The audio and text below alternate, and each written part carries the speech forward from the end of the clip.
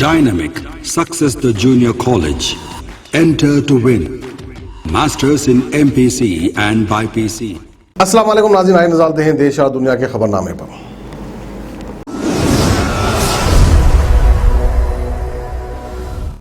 सच news के खबरनामे में आप सबका इस्तकबाल है। आज की सबसे बड़ी खबर आ रही है ट्विटर को लेकर। ट्विटर ने हिंदुस्तान के नक्शे से छेड़छाड़ करने का मामला सामने आ रहा है। जम्मू कश्मीर और लद्दाख को अलग देश दिखा दिया गया है। सरकार से जुड़े सोर्सेज की दावे की बात करें तो ट्विटर ने अपनी वेबसाइट पर भारत का यानी कि हिंदुस्तान का जो नक्शा दिखाया है उसमें जम्मू कश्मीर और लद्दाख को शामिल नहीं किया है। ट्विटर के करियर पेज पर ट्वीट लाइव सेक्शन में वर्ल्ड मैप है। यहाँ से कंपनी ये दिखाती है कि दुनिया भर में ट्विटर की टीम है। इस मैप में इंडिया भी है लेकिन भारत का नक्शा दिखाया गया है, लेकिन इससे पहले लद्दाख को हिस्सा नहीं बताया गया। हालांकि बाद में इसे ठीक कर लिया गया था क्योंकि सरकार खुले तौर पर ट्विटर के विरोध में यानी कि अगेंस्ट आ चुकी है। रविशंकर प्रसाद ने ये साफ किया है कि ट्विटर भारत को लेकर दोहरा रवैया रखता है, इसलिए ये विवाद एक दफा फिर से खुल चुका है। गौरतलब है कि इससे पहले भी एक बार ट्विटर ने ऐसी ही गलती की थी, लद्दाख को अलग बता दिया था। सरकार के कहने के बाद इसे ठीक किया गया है। रविशंकर प्रसाद ने इस मामले पर बार बार कहा है कि ट्विटर के दोहरे मापदंड को दर्शाता है। हाल ही में उन्होंने कहा था कि ट्विटर में मंशा ठीक नहीं लगती। अभी तक इस मामले में ट्विटर का स्टेटमेंट नहीं आया है। ट्विटर के लेकर जवाब मांग करी गई है। गौरतलब है कि पिछले कुछ दिनों से ट्विटर को लेकर काफी चर्चा हो रही है। पिछले हफ्ते कॉपीराइट उल्लंघन को लेकर भी मंत्री ने अफसोस जाहिर किया था। वहीं अगली बड़ी खबर आ रही है आंध्र प्रदेश को लेकर, जहां पर 8 जिलों में सुबह 6 से रात के 9 बजे तक छूट मिलेगी। रेस्टोरेंट, दुकानें, बाजार रहेंगे बंद। देश में कोविड-19 की दूसरी लहर के बाद अब और ज्यादा वेरिएंट्स बढ़ने लगे हैं। ऐसे में मौजूदा हालातों में देश के 12 राज्यों में इस वेरिएंट के सबसे ज्यादा मामले आए हैं। हालांकि महाराष्ट्र में डेल्टा प्लस वेरिएंट के नए मामले सामने भी आए हैं। वहीं तमिलनाडु के मुख्यमंत्री एम.के. स्टालिन ने केंद्रीय स्वास्थ्य मंत्री को चिट्ठी लिखी है और राज्य में वैक्सीन आवंटन को बढ़ाने की मांग की है। ऐसे में आंध्र प्रदेश के मुख्यमंत्री कार्यालय ने कहा है कि राज्य जिन 8 जिलों में पॉजिटिविटी रेट 5% से कम है वहाँ पर कर्फ्यू सुबह 6 बजे से रात 9 बजे तक ढील दी जाएगी। कर्फ्यू उसके बाद लगेगा। रात 9 बजे से सुबह 6 तक कर्फ्यू जारी रहेगा। ये आदेश 7 जुलाई से लागू होंगे।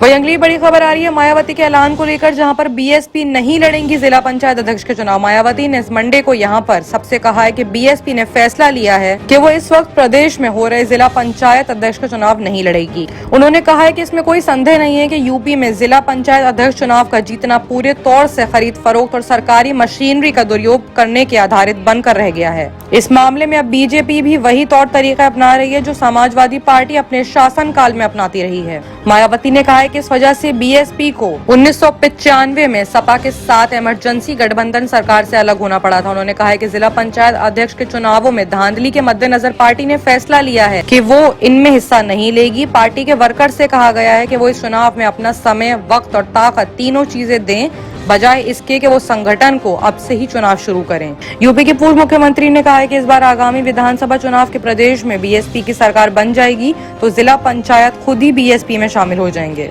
ऐसे में मायावती ने कहा है कि विपक्षी दल यानी अपोजिशन मीडिया के सहारे अफवाह फैला रहे हैं कि बीएसपी 2022 के विधानसभा चुनाव को लेकर सही नहीं है, जबकि सच्चाई ये है कि वो खुद और पार्टी के कार्यकर्ता पिछले साल से इस चुनाव की तैयारी में जुटे हैं। एक और बड़ी खबर आ रही है आम आदमी सरकार को लेकर, जहां पर पंजाब में आम आदमी पार्टी सरकार बनी तो मुफ्त बिजली देंगे, ऐसा कहना है दिल्ली के मुख्यमंत्री अरविंद केजरीवाल का। केजरीवाल जी ने एक बड़ा ऐलान किया है। उन्होंने मंडे को वादा किया है कि अगर उनकी आम आदमी पार्टी चुनाव जीतती है पंजाब में तो वो पंजाब में मुफ्त बिजली देंगे। इसी के साथ केजरीवाल ने ट्वीट करके कहा है कि दिल्ली में हमारे परिवार को 200 यूनिट मुफ्त बिजली मुहैया कराते हैं। महिलाएं बहुत खुश हैं। पंजाब की महिलाएं भी महंगाई से काफी नाराज हैं। आप सरकार पंजाब में भी मुफ्त बिजली देगी। कल मिलते हैं चंडीगढ़ में। वहीं एक और बड़ी सनसनी खबर आ रही है मुरादाबाद से, जहां पर बस और मिनी ट्रक की टक्कर में 5 लोगों की मौत हो गई। दिल्ली लखनऊ राष्ट्रीय राजमार्ग पर बस और मिनी बस की टक्कर में 5 लोगों की मौत हो गई। इस हादसे में कई लोग घायल भी हुए। यह हादसा मुरादाबाद के पकड़ावा शाना थिएटर में हुआ है। घायलों के इलाज के लिए अस्पताल में भर्ती करा दिया गया है। वहीं एक और बड़ी खबर आ रही है मोदी सरकार की तरफ से, जहां पर एक और सौगात जनता के लिए 1 लाख करोड़ के राहत का पैकेज का ऐलान किया है। कोरोना की महामारी से जूझ रही सिचुएशन को पटरी पर लाने के लिए सरकार ने आज फिर से एक नए पैकेज का ऐलान किया है। वित्त मंत्री निर्मला सीतारमण ने कई ऐलान किए हैं। क्रेडिट गारंटी स्कीम का ऐलान किया गया है जो कि माइक्रो फाइनेंस लैंडिंग के जरिए दी जाएगी। ऐसे में वित्त मंत्री निर्मला सीतारमण ने कोरोना से प्रभावित छोटी इंडस्ट्रीज, गरीबों और नौकरी पोशों लोगों के लिए 1.1 लाख करोड़ रुपए के तोहफे का ऐलान किया है। ऐसे में 5 लाख टूरिस्ट को वीजा फ्री में देने का ऐलान भी किया गया है। आत्मनिर्भर भारत योजना को आगे बढ़ाने का ऐलान भी किया गया है। सरकार कम सैलरी वालों को राहत देगी, ऐसे ऐलान भी सामने आ रहे हैं। प्रधानमंत्री गरीब कल्याण अन्न योजना को आगे बढ़ाएंगे, ये ऐलान भी किया गया है। आइए बात करते हैं इंटरनेशनल खबरों की, जहां पे सबसे बड़ी खबर आ रही है सीरिया से, जहां पर सीरिया में ईरान ने मिलिशिया पर अमेरिका ने हवाई हमले करे हैं। अमेरिका ने इराक और सीरिया के बीच सीमा यानी कि बॉर्डर के पास ईरान समर्थी मिलिशिया समूह इस्तेमाल किए जाने वाले ठिकानों को निशाना बनाकर संडे को वहां पर हवाई हमले किए और उन्हें तबाह कर दिया। कर्बी ने बताया कि अमेरिका सेना ने सीरिया में 2 और इराक में 1 यानी कुल 3 ठिकानों पर हमले किए। इन ठिकानों में मिलिशिया समूह अपने अभियान चलाते हैं, यहाँ हथियार भी रखते हैं। बताया जा रहा है कि इससे पहले एक रॉकेट हमला अमेरिका के सैनिकों पर हुआ था, जो कि घायल हो गए थे। उसमें एक ठेकेदार की मौत भी हो गई थी।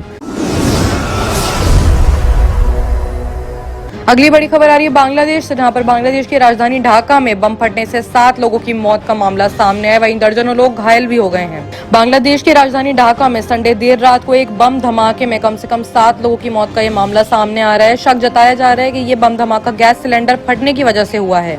बम में घायल हुए लोगों ने खौफनाक मंजर को बयान करते हुए बताया है कि आग के गोले उन पर से बरस रहे थे और कांच के टुकड़े भी बरस रहे थे। ढाका के पुलिस शफीकुल इस्लाम ने मागे बाजार इलाके में इस हादसे पर मौजूद जर्नलिस्ट से कहा है कि अब तक हम पता लगा रहे हैं कि बम धमाके में 7 लोग मारे गए हैं, लेकिन ये तादाद अभी बढ़ सकती है। और ये सब हुआ कैसे, फिलहाल इसके बारे में भी मालूम चल रहा है, क्योंकि अभी तक ये पता नहीं चल पाया है कि गैस सिलेंडर आखिर फटा कैसे था।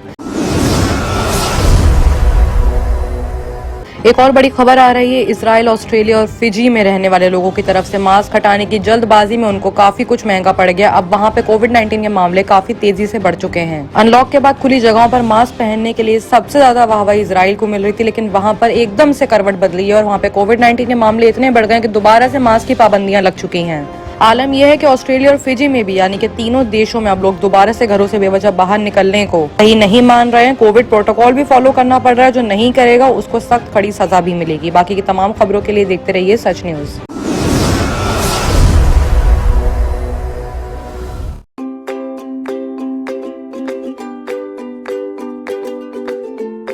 Every child's success story starts here, like a multifaceted diamond. Every student who steps into Success School shines with brilliance, sculptured by teachers polished to perfection. If opportunity does not knock, I will build a door. To us, success comes in cans, not in can'ts. Success is falling 9 times, getting up 10. Some people dream of success, others put their heart and soul into working for it.